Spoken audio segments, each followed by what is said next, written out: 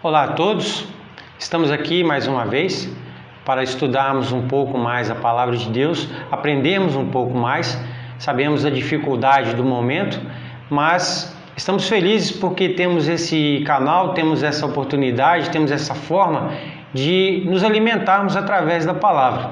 Gostaria de, primeiramente, fazer uma oração, orar com os irmãos, pedindo ao Senhor que venha nos abençoar por esses momentos. Curva sua cabeça nesse momento, aí onde você está. Vamos falar com Deus nesse momento. Amantíssimo Deus e eterno Pai, nós queremos, Senhor, mais uma vez te agradecer por essa rica oportunidade de, através desse instrumento, ó Pai, da internet, estarmos aprendendo um pouco mais de Ti, estarmos falando, estarmos nos comunicando, ó Pai, uns com os outros. Nós te agradecemos por essa bênção, agradecemos, ó Pai, com os irmãos que têm tomado a frente desse trabalho, ó Pai, que Tu possa estar continuando a abençoar cada um, abençoar aqueles, ó Pai, que têm trazido mensagens, têm trazido algo da Palavra de Deus para nos alimentarmos, mesmo, ó Pai, nesses momentos de dificuldade. Venha, Senhor, abençoar o Teu servo que vai estar ministrando a Tua Palavra nesse momento. Abençoa, Senhor, as pessoas que estão ouvindo. Ó Pai, nós clamamos a Ti para com aqueles que ainda não Te conhecem como Salvador, ó Pai, que Tu possas estar, Senhor, tocando na vida dessas pessoas, que mesmo através, ó Pai, desse instrumento, a Tua Palavra possa estar chegando e encontrando o lugar certo no coração de cada um, ó Pai. Abençoa a vida de cada um, a vida das famílias, desde o menor até o maior, ó Pai, nesses momentos de dificuldade. Seja conosco, ó Pai, nos protegendo, nos abençoando, de acordo com a Tua vontade. É o que pedimos e deixamos entregues nos Teus santos cuidados, no nome santo do Senhor Jesus, o nosso Salvador. Amém. Amém, irmãos. Eu gostaria de compartilhar somente um texto breve para não tomarmos muito o tempo. Salmo 46, vamos ler alguns versículos só para nosso conforto. Salmo 46.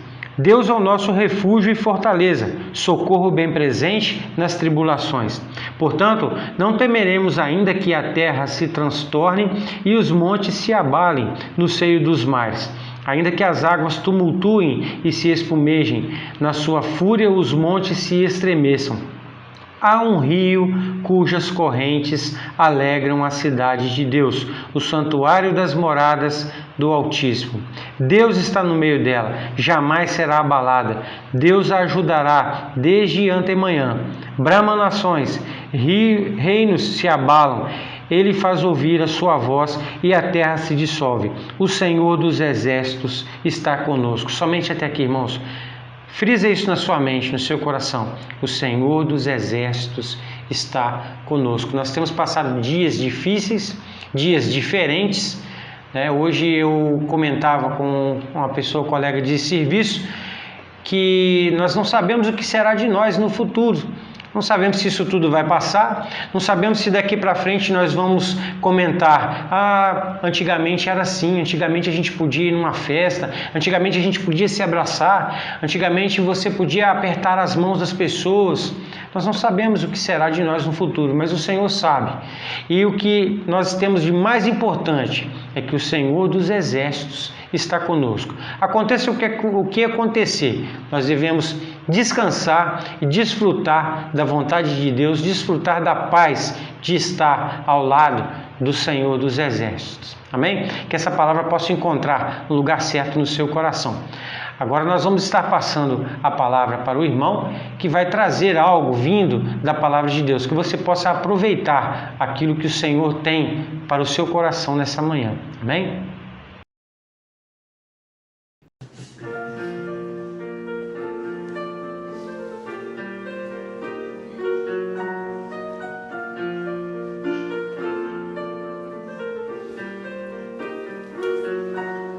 Lugar de lindos cantos, sem a dor e o pranto, só ecoam gratidão, louvor e amor. As primeiras coisas já passaram, a morte já não mais existe. Eis que novas todas as coisas estão. Se cumpriu o que já foi escrito, palavras fiéis e verdadeiras. Tudo aquilo que foi dito em ti, Jerusalém.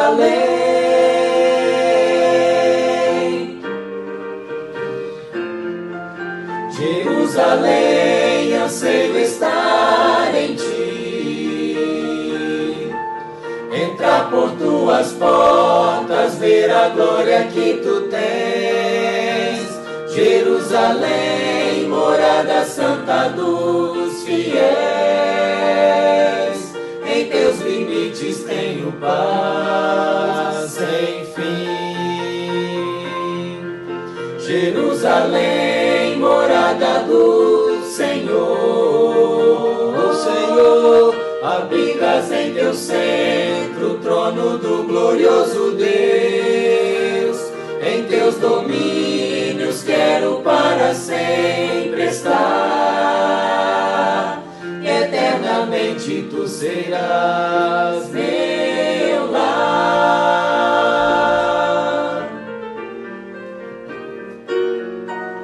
O mal não mais existe, nada mais é triste. Todos os cantos são de júbilo e louvor. Os remidos têm seu próprio canto, os anjos ouvem com espanto, cantam sua história de salvação.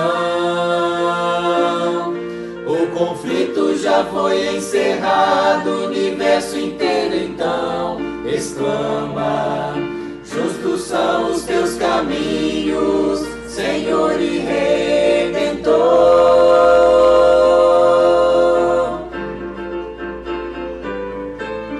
Jerusalém, anseio estar em ti.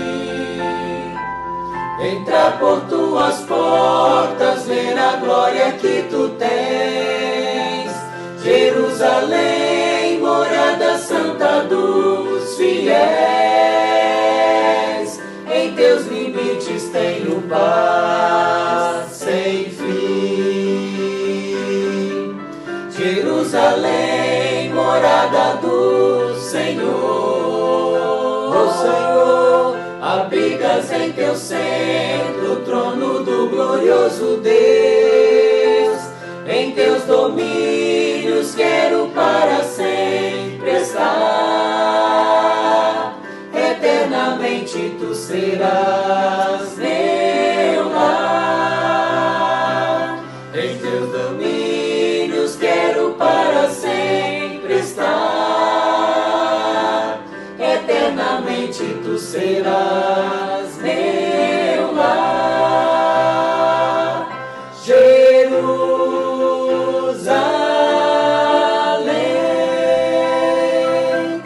Jerusalém.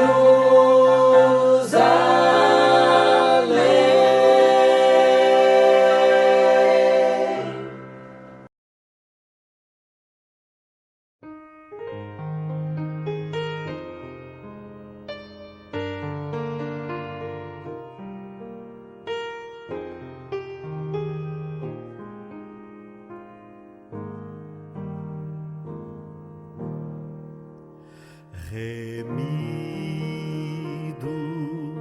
eu vou proclamar, remido, por preço real, remido, por Cristo na morte, eu tenho a paz eterna. Remido, remido, no sangue purificador.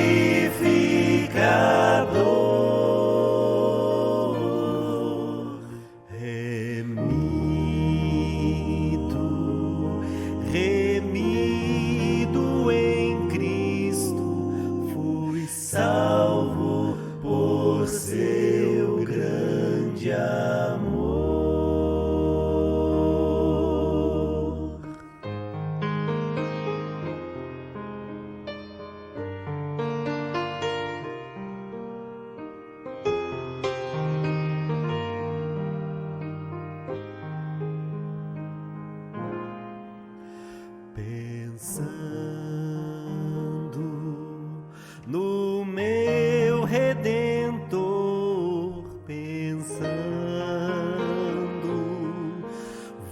sempre orar, vivendo. Eu quero servi-lo e um dia no céu vou cantar. Remido, remido no sangue purificador.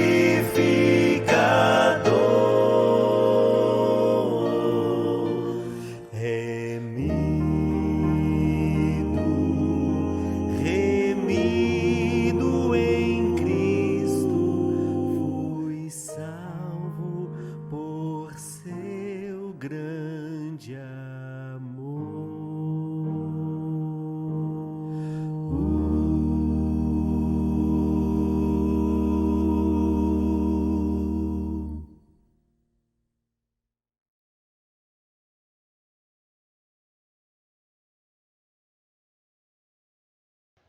Bom dia a todos. Nós vamos estar dando sequência no estudo que nós estamos tendo sobre o Evangelho de João e nessa manhã nós vamos estudar um pouco do capítulo 5 do Evangelho de João. E eu convido a todos para que abram as suas Bíblias no Evangelho de João, capítulo 5, para que possamos fazer a leitura. Inicialmente, nós vamos ler do verso 1 até o verso 18, tá bom? O qual diz: Passadas essas coisas, havia uma festa dos judeus, e Jesus subiu para Jerusalém. Ora, existe ali, junto à porta das ovelhas, um tanque, chamado em hebraico Betesda, o qual tem 5 pavilhões. Nesse jazia uma multidão de enfermos, cegos, coxos, paralíticos, esperando que se movesse a água, porquanto um anjo descia em certo tempo, agitando-a, e o primeiro que entrava no tanque, uma vez agitada a água, sarava de qualquer doença que tivesse. Estava ali um homem enfermo havia 38 anos. Jesus, vendo-o deitado e sabendo que estava assim há muito tempo, perguntou-lhe: Queres ser curado? Respondeu-lhe o enfermo: Senhor, não tenho ninguém que me ponha no tanque quando a água é agitada, pois enquanto eu vou, desce outro antes de mim. Então lhe disse Jesus: Levanta-te, toma o teu leito e anda. Imediatamente o homem se viu curado, e tomando o leito, pôs-se a andar. E aquele dia era sábado. Por isso, disseram os judeus ao que fora curado: Hoje é sábado, e não te é lícito carregar o leito. Ao que ele lhes respondeu: O homem que me curou me disse: Toma o teu leito e anda. Perguntaram-lhe eles: Quem é o homem que te disse: Toma o teu leito e anda? Mas o que fora curado não sabia quem era, porque Jesus se havia retirado por haver muita gente naquele lugar. Mais tarde, Jesus o encontrou no templo e lhe disse: Olha que já estás curado, não peques mais, para que não te suceda coisa pior. O homem retirou-se e disse aos judeus que fora Jesus quem o havia curado. E os judeus perseguiam Jesus, porque fazia essas coisas no sábado. Mas ele lhes disse: Meu Pai trabalha até agora, e eu trabalho também. Por isso, pois, os judeus ainda mais procuravam matá-lo, porque não somente violava o sábado, mas também dizia que Deus era seu próprio Pai, fazendo-se igual a Deus. O capítulo 5 de João, ele é dividido em 2 partes. A primeira delas é essa que nós acabamos de ler, que fala a respeito do milagre que o Senhor Jesus fez.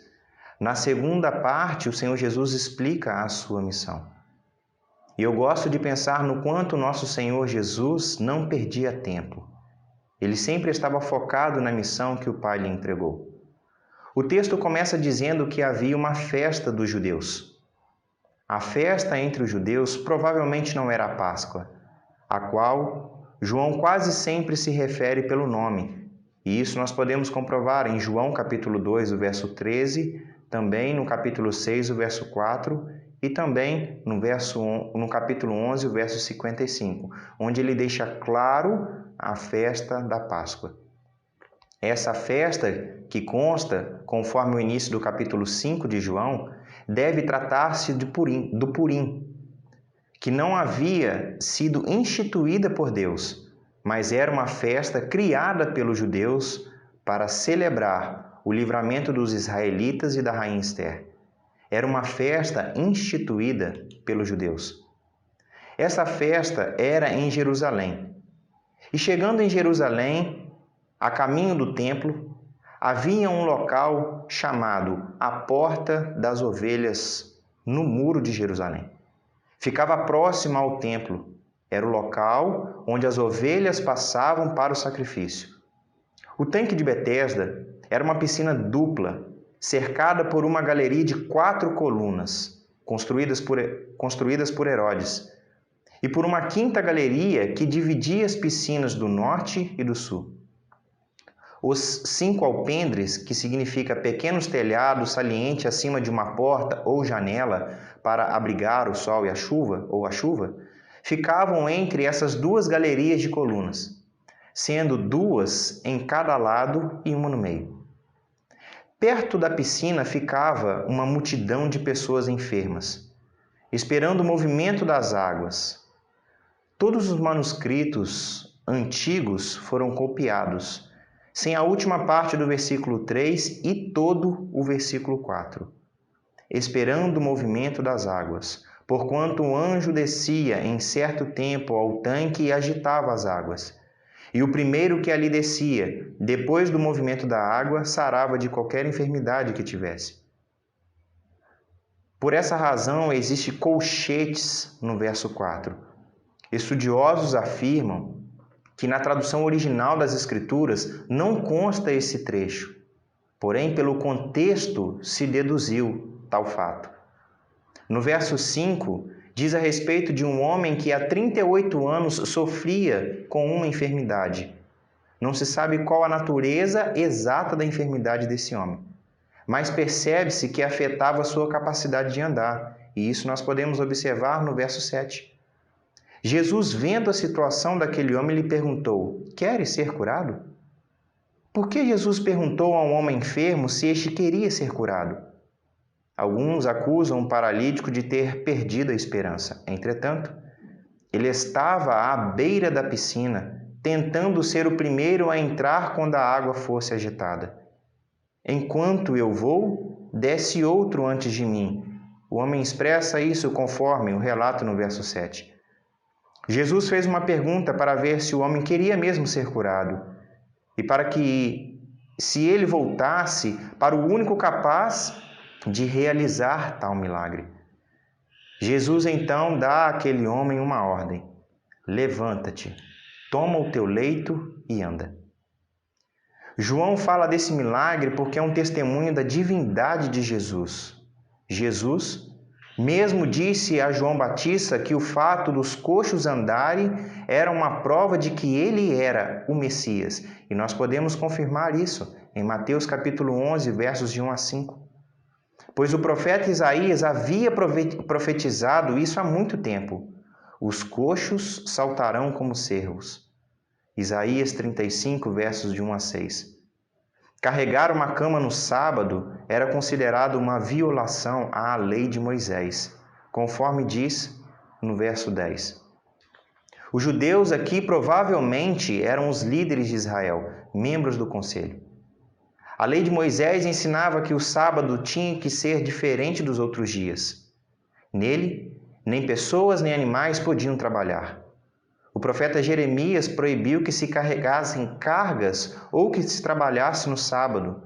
Podemos também conferir em Jeremias capítulo 17, os versos 21 e 22. Neemias deixou bem claro que negociar no sábado, como se ele fosse um dia comum, era proibido. Neemias capítulo 13, versos 15 a 17.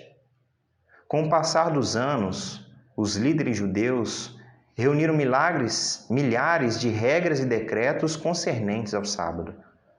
Nos dias de Jesus, eles tinham 39 tipos diferentes de trabalho.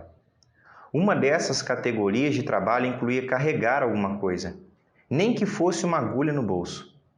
Ponderava-se até mesmo sobre a questão de alguém usar dente postiço ou uma perna de madeira no sábado. Segundo eles, carregar algum móvel ou até mesmo fazer um tratamento médico no sábado era proibido. Jesus não violou a lei. Ele apenas quebrou a tradição dos fariseus, acrescentada à lei. Acho interessante observarmos também que nos versos 11, 12 e 13, o homem mostra que não sabia quem o tinha curado. Após ser interrogado a respeito de sua cura, ele responde com a expressão, aquele que me curou. O paralítico foi curado sem nem mesmo ter colocado sua fé em prática. Ele não sabia quem era Jesus quando ele o curou.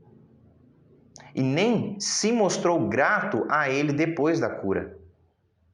Jesus se havia retirado por haver muita gente naquele lugar. João relata como Jesus saiu em silêncio e deixou a multidão em 4 ocasiões. João capítulo 8, verso 59, João capítulo 10, verso 39 e também João capítulo 12, verso 36. Posteriormente, entretanto, Jesus acabou encontrando-se com esse homem. Nós podemos confirmar isso no verso 14 do texto que lemos. Ao reencontrar com ele, o Senhor Jesus o adverte dizendo, não peques. No grego, armatano, mas, literalmente, pare de pecar. Isso demonstra que a enfermidade do homem era consequência de seu pecado, embora não fosse sempre assim. E nós podemos confirmar em João capítulo 9, versos de 1 a 3. Jesus expressa, para que não te suceda alguma coisa pior. Estudiosos afirmam que nesta fala o Senhor Jesus diz respeito à condenação eterna do pecado e não mais à punição física. Por além de realizar milagres, dizer que era o Filho de Deus, os judeus perseguiram Jesus e procuravam matá-lo. Essa é a primeira vez que João fala abertamente em seu evangelho acerca da hostilidade contra o Senhor Jesus. Intrigando ainda mais os líderes religiosos ao expressar a verdade, Jesus termina essa primeira parte dizendo, meu Pai trabalha até hoje. Jesus é o Filho unigênito de Deus, o Filho único de Deus. Ele afirma aqui não somente que tem uma comunhão íntima com o Pai, mas que também é semelhante a Ele em sua natureza. E já que Deus faz boas obras sem parar, e por si mesmo tem o direito de fazê-lo no sábado, o Filho faz o mesmo que o Pai faz. Já que se assemelha com o Pai, certamente os líderes judeus entenderam a implicação do que Jesus estava dizendo. Ao entendermos o porquê do milagre realizado pelo Senhor Jesus nessa primeira parte do capítulo 5 de João, estamos aptos para seguirmos. Pois na segunda parte do texto, Jesus é mais enfático ao explicar o que veio fazer neste mundo, se expondo ainda mais como Filho de Deus em sua missão. Acho interessante nós pensarmos nessa primeira parte do capítulo 5 de João, que vai dos versos 1 até o verso 18, onde é muito conhecido da nossa parte o aspecto da cura que o Senhor Jesus faz a este paralítico. Mas existem muitas coisas por trás dessa cura que nós precisamos observar. O Senhor Jesus, ele vai em direção àquele homem, entendendo não somente a necessidade de cura, mas além de uma cura física, uma cura espiritual. Mas observemos que o homem em si, o que foi curado, ele mesmo não observa acerca disso. A ponto de, posteriormente, quando encontrar com o Senhor no templo, o Senhor o advertir: cuidado, para que você não peques mais e a consequência deste pecado agora não seja algo físico, mas sim espiritual. O Senhor Jesus, independente da pressão que poderia sofrer diante daqueles que o perseguiam, ele não fugiu do seu propósito. E aqui fica para nós uma grande lição. Como servos de Deus, como filhos de Deus, para que possamos ter foco no propósito de Deus para com as nossas vidas, independente daquilo que possamos vivenciar. Talvez estejamos também na condição desse que foi curado, um paralítico. Talvez estejamos, muitas das vezes, ansiosos apenas por um milagre, não por aquele que realiza em nós muito além do que podemos imaginar. Devemos buscar a face do Senhor para não somente curar e tratar as feridas emocionais, as feridas deste mundo, desse dia a dia, mas para que Ele possa de fato sarar aquilo que muitas das vezes, pela ação do inimigo, nem mesmo nós conseguimos perceber. Mas isso depende da liberdade que nós damos ou deveríamos dar à ação do Espírito Santo sobre as nossas vidas. Agora, para nós entendermos um pouco melhor a segunda parte do capítulo 5 de João, convido a todos para que possamos fazer a leitura dos versos 19 até o verso 47, o qual diz assim: Então lhes falou Jesus: em verdade vos digo que o Filho nada pode fazer de si mesmo, senão somente aquilo que vir fazer o Pai. Porque tudo o que este fizer, o Filho também semelhantemente o faz. Porque o Pai ama o Filho e lhes mostra tudo o que faz, e maiores obras do que essa lhe mostrará, para que vos maravilheis. Pois assim como o Pai ressuscita e vivifica os mortos, assim também o Filho vivifica aqueles a quem quer. E o Pai a ninguém julga, mas ao Filho confiou todo o julgamento, a fim de que todos honrem o Filho do modo por que honram o Pai. Quem não honra o Filho, não honra o Pai que o enviou. Em verdade vos digo, quem ouve a minha palavra e crê naquele que me enviou, tem a vida eterna. Não entra em juízo, mas passou da morte para a vida.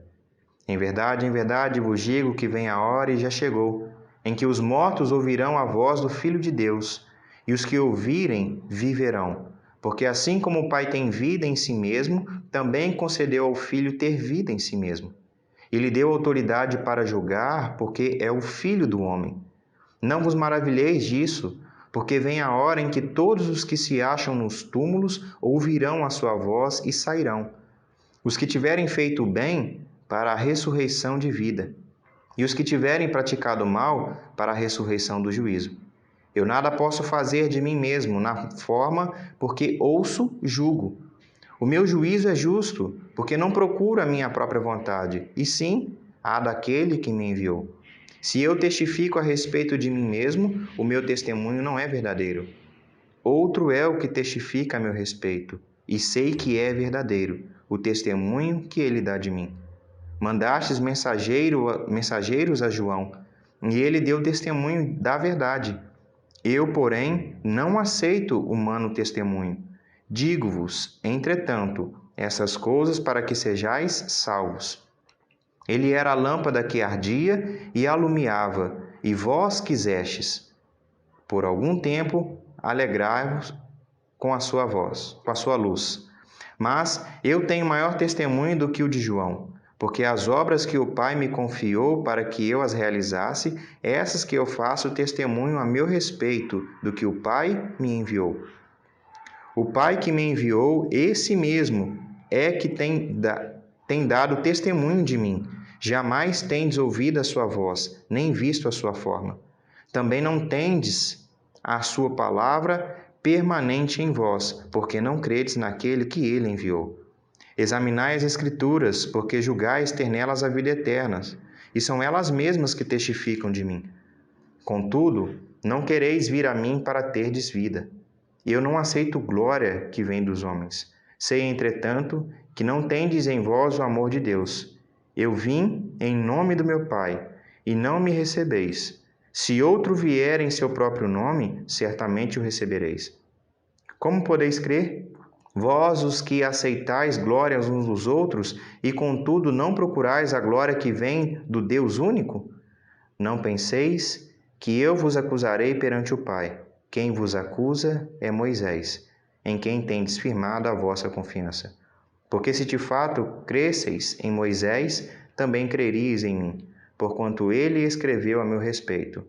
Se, porém, não credes nos seus escritos, como crereis na minha palavra? Acho uma grandeza tremenda a forma como o Senhor Jesus ele introduz o capítulo 5 de João.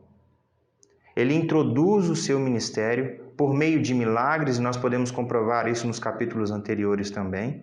E agora no capítulo 5, como dito por João, ele começa a revelar a hostilidade contra o Senhor Jesus, mas isso não o intimida, porque ele está focado no seu propósito. E a segunda parte do capítulo 5 de João, ele é enfático em dizer que ele e o Pai são um, falando a mesma linguagem. Ele apenas obedece àquilo que o Pai o determina, o manda fazer.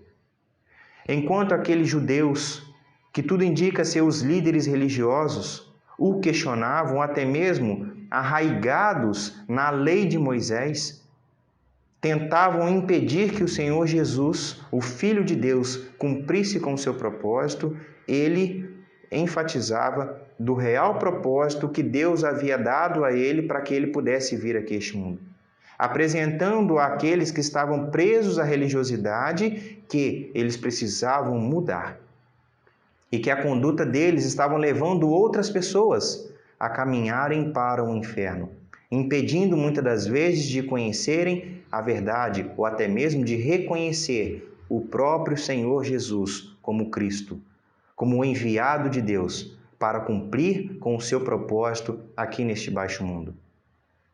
Gosto de pensar da forma como João, ele dava o exemplo do Senhor Jesus e a sua vida evidenciava essa verdade, a ponto dele ser um exemplo nas Escrituras.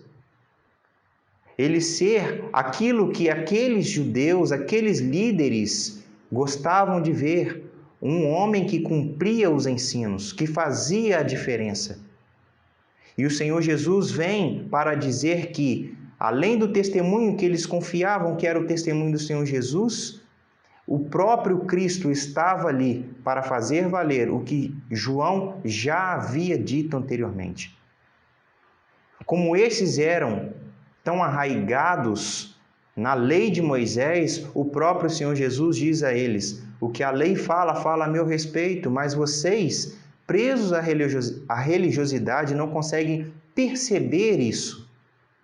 Eu vim para que vocês pudessem ter a prova do que o que foi dito por Moisés nas Escrituras, o que foi dito por João Batista é real. E o Senhor Jesus, ele ainda continua. E eu gosto de pensar na forma, como já dito, sendo contundente o nosso Senhor Jesus e muito objetivo na sua missão, que o que intriga ainda mais e aumenta, a hostilidade daqueles líderes religiosos para com o Senhor Jesus, ele deixa claro que o que eles viram ou ouviram até o momento ainda não é nada diante do que estaria por acontecer. E ele faz menção nas Escrituras, conforme nós lemos, de que mortos iriam ressuscitar e aqueles que já haviam confessado a Cristo como único e suficiente Salvador iriam ressuscitar. Os que ainda não fizeram essa profissão de fé seriam ressuscitados, mas para o julgamento. E isso intriga ainda mais aqueles líderes religiosos. E eu fico a pensar no grande risco que muitas das vezes nós corremos de ficarmos presos à religiosidade, a tradições que muitas das vezes não condiz com as Escrituras Sagradas, ou conceitos e ideias que são criados por homens e que muitas das vezes foge do propósito de Deus para as nossas vidas. O capítulo 5 de João, ele é muito rico também. O Senhor Jesus, no início, como dito os versículos que nós lemos, era comum ali naquela região de Jerusalém as festividades, e ele indo à festividade, ele observa a necessidade de um homem, e ele se prontifica a fazer a cura daquele homem, mas aquilo serve como uma introdução para que posteriormente ele pudesse explicar e deixar muito claro o seu objetivo, o propósito para o qual Deus o enviou. João descreveu com fidelidade por ter sido uma testemunha ocular da obra do Senhor. Ele conhecia o Senhor não somente pelas Escrituras, no caso o Antigo Testamento, mas também por ter presenciado as obras do nosso Senhor e Salvador Jesus Cristo. E para nós fica uma reflexão. O que queremos do Senhor? O que almejamos ao buscarmos conhecimento nas Escrituras Sagradas a respeito da sua pessoa, a respeito da pessoa de Deus? Pensamos muitas das vezes em nosso bel prazer? Estamos como muitos daqueles que estavam ali naquele tanque, procurando apenas o que é do seu interesse? Ou estamos dispostos a buscar o Senhor que pode suprir não somente a nossa necessidade, mas a necessidade daqueles que estão ao nosso redor? Estamos muitas das vezes arraigados em pensamentos que muitas das vezes nem sabemos se aquilo condiz ou não com as Escrituras Sagradas? Estamos presos a um movimento religioso? Ou estamos de fato atentos ao que o Senhor quer para cada um de nós? Quer que venhamos desenvolver? Outro aspecto importante que precisamos analisar: qual é a nossa condição diante de Deus? Qual é a nossa condição diante do Deus Filho, nosso Senhor e Salvador Jesus Cristo? Nós estamos de fato crendo e confiando nessa obra redentora ali da cruz do Calvário? E ao crer nessa obra, o que ela tem produzido em nossas vidas? Estamos apenas acomodados pelo fato de não estarmos mais condenados ao inferno por uma profissão de fé? Ou estamos dando um excelente testemunho acerca da obra do Senhor neste mundo e na minha vida e na sua vida? Que o exemplo nas Escrituras Sagradas do nosso Senhor Jesus Cristo possa servir para cada um de nós. Que a obra que o Senhor Jesus fez na vida daquele homem que foi curado da sua enfermidade possa servir para nós também. Principalmente a indagação que o nosso Senhor faz àquele homem: não peques mais, para que não te suceda algo pior. Nós que temos a Cristo como único e suficiente Salvador, não perdemos a nossa salvação. Mas nós podemos, através da nossa vida, impedir que outras pessoas aceitem a Cristo como único e suficiente Salvador. Que tomemos cuidado com o testemunho que estamos dando. Que possamos, através das nossas vidas, exalar a verdade acerca do nosso Senhor e Salvador Jesus Cristo. Que o nosso Deus tenha misericórdia das nossas vidas e nos ajude, dia após dia, a sermos aquilo que Ele quer que nós sejamos aqui nesse mundo. Que Deus nos abençoe. Amém. Que a palavra do Senhor possa encontrar um lugar certo no seu coração, amém? Agradecemos ao irmão que com tanto cuidado estudou a palavra do Senhor e trouxe essa mensagem tão propícia aos nossos corações, amém? Vamos orar, vamos agradecer ao Senhor por esses momentos. Curve sua cabeça e vamos orar ao Senhor para encerrarmos esse momento. Senhor Jesus, mais uma vez, em Tua presença, nós queremos Te agradecer por esses momentos tão ricos, momentos de bênção, momentos, ó Pai, de refrigério aos nossos corações. Abençoa, Senhor, as nossas vidas, abençoa, Senhor, a nossa semana, os dias que ainda temos que passar, ó Pai, que possamos passar e fazer tudo de acordo com a Tua vontade, que possamos, Senhor, a cada dia buscar a Tua presença, buscar estar em Tua presença, buscar, Senhor, fazer a Tua vontade.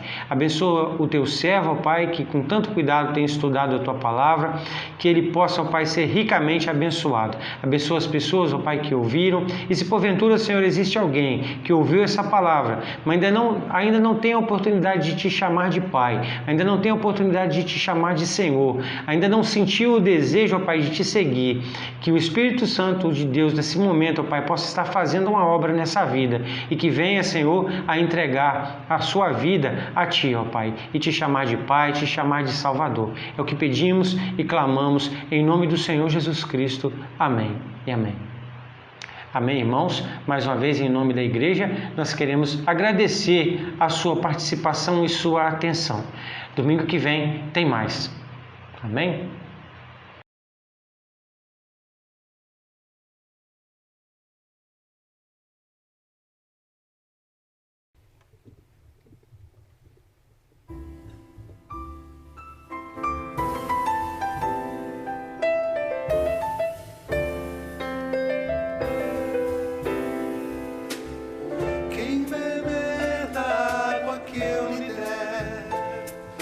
jamais terá sede de novo, pois a água que eu lhe der será uma fonte a jorrar para a vida eterna. Pois minha água é vida,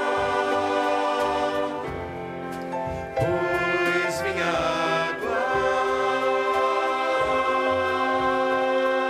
é vida.